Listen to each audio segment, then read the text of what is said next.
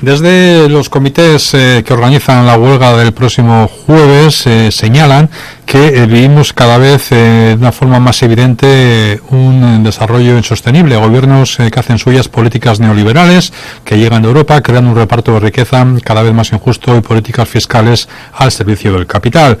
La precariedad del mundo laboral es estructural, comentan, paro, temporalidad, jornadas parciales, brecha salarial, subcontratación. También hacen referencia a que las pensiones públicas se han producido con restricciones por culpa de las reformas. Por todo esto, dicen, entienden que la situación de huelga es evidente porque se están destruyendo el sistema de protección social, salud y prestaciones. A este respecto, también ha hablado EH Bildu, lo hizo en el pleno de ayer, en relación a apoyar esta huelga. La persona que tomó la palabra fue el edil José Mario Gutiérrez.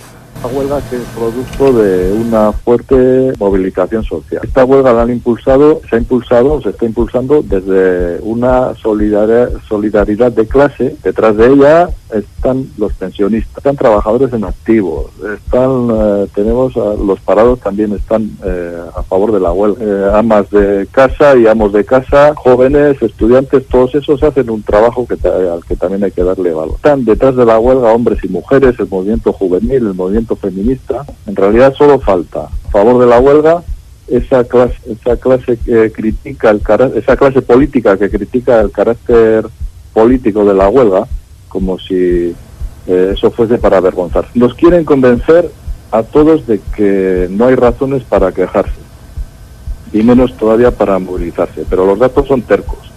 Para la clase trabajadora, en cualquier base de datos que mires, encuentras más pobreza y más precariedad, pérdida de poder adquisitivo. En Ayala, por ejemplo, el 94% de los contratos que se celebraron el año pasado eran temporales, y si hablamos de los jóvenes, ya más del 50% de los que se han celebrado son subempleos o empleos precarios. Gutiérrez también abunda en otras razones para apoyar esta huelga del próximo jueves. A esa persona que lo que está sufriendo es la pobreza energética, que no tiene para calentarse en casa, que para cocinar hasta para cocinar algunos tienen problemas. No podemos decir que a eso no tenemos que olvidar de eso, porque la mayoría de las pensiones de las pensiones contributivas, como se dijo ayer en el pleno, superan los 800 euros.